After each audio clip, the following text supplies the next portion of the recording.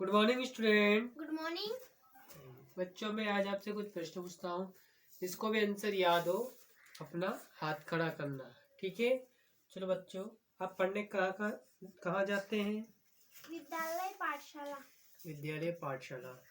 अच्छा, आपने विद्यालय में कौन कौन सी विषय पढ़ाई जाती है आपको? अंग्रेजी, हाँ, गणित, हिंदी। Very good. अच्छा, हिंदी में आपको क्या क्या पढ़ाया जाता है? कविता, कहानियाँ, व्याकरण। व्याकरण, कविता, कहानी। अच्छा, व्याकरण में आपको क्या क्या पढ़ाया जाता है? संज्ञा, सर्वनाम, क्रिया। संज्ञा, सर्वनाम, क्रिया। अच्छा, सर्वनाम के बारे में आप क्या जानते हैं? No sir. कोई बात नहीं बच्चों, आज हम सर्वनाम के बारे में विस्तार से अध्ययन करेंगे, ठीक है। सर्वनाम किसे कहते हैं और सर्वनाम की परिभाषा भी देखेंगे, सर्वनाम के प्रकार भी देखेंगे। सर्वनाम, ठीक है बच्चों। देखो, सबसे पहले हम सर्वनाम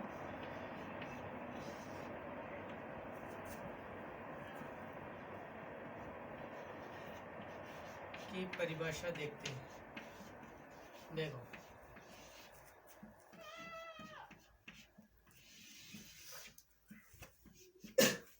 सर्वनाम की परिभाषा में बताता हूँ। देखो,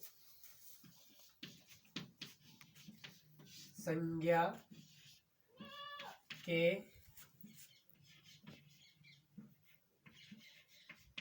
स्थान पर प्रयुक्त होने वाले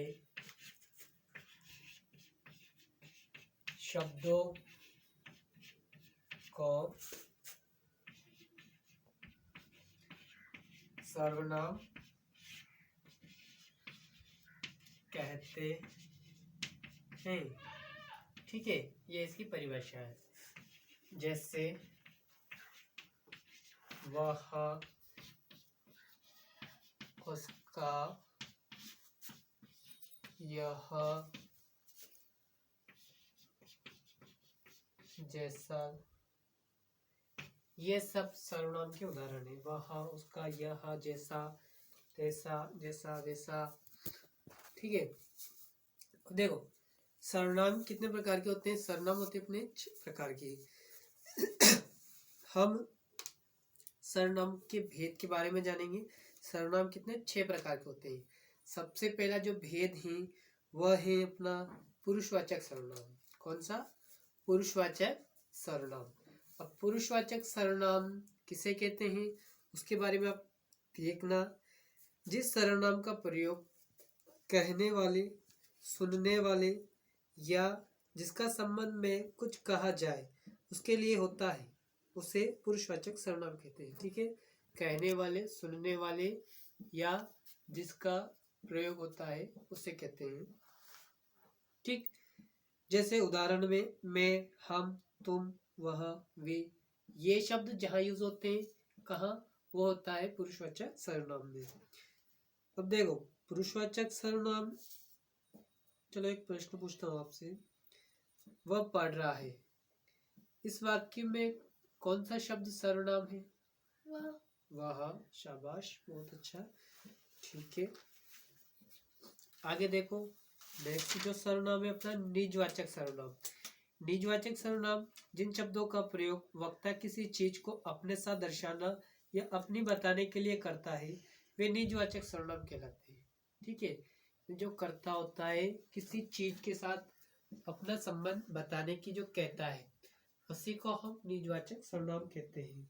जैसे अपना, मेरा, आप, आपने, ये शब्द ऐसे होते हैं जो अपने को किसी चीज के साथ जोड़ना जैसा महसूस कराते हैं, ठीक है। जैसे मैं अपना कार्य स्वयं कर लूंगा, मैं अपना कार्य स्वयं कर लूंगा, ये मैं है जो मुझे मेरे कार्य के साथ जोड़ रहा है और कह रहा है कि मैं अपना कार्य स्वयं कर लूंगा। एक मैं अपने कपड़े स्वयं धो लूंगा, ठीक है। ये मैं शब्द है जो मुझे मेरे कार्य के साथ जोड़ता है। अच्छा बताओ,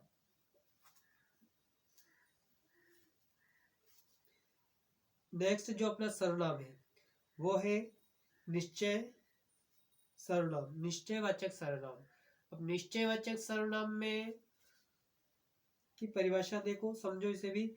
जिन सर्वनाम शब्दों से किसी वस्तु, व्यक्ति, स्थान का निश्चितता का बोध होता हो, जिस सर्वनाम से हमें किसी वस्तु, व्यक्ति का निश्चितता का बोध होता है, वे शब्द निश्चयवाचक सर्वनाम कहलाते हैं। जैसे यह, वह, मेरा, तुम्हारा।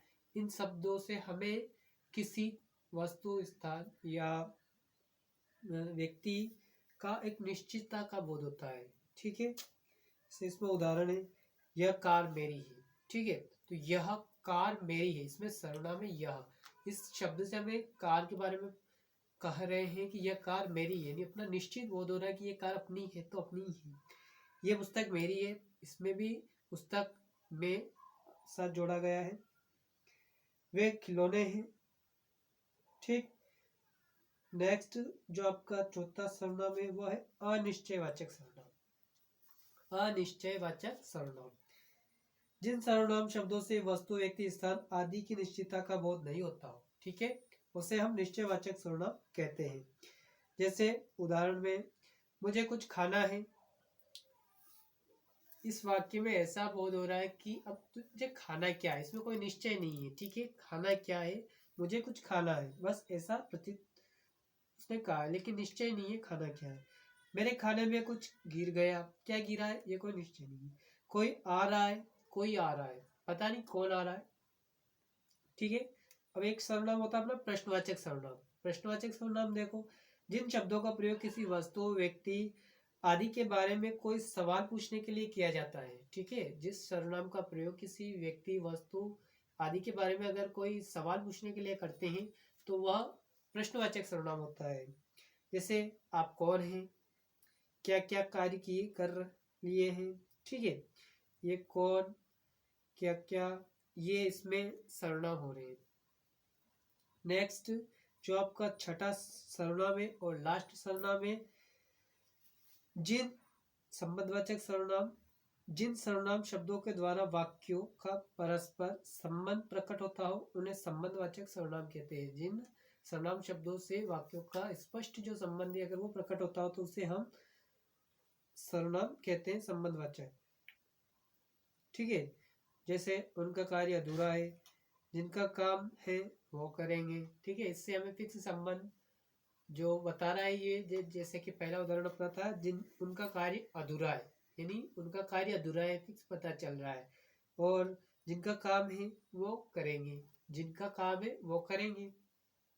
ठीक है, चलो एक क्वेश्चन आपसे, जैसा करोगे वैसा भरोगे, वाक्य में प्रयुक्त सर्वनाम कौन सा है? जैसा वैसा।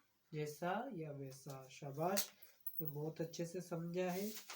चलो अब मैं आपको एक होमवर्क के रूप में देता हूँ जो घर से करके लाना।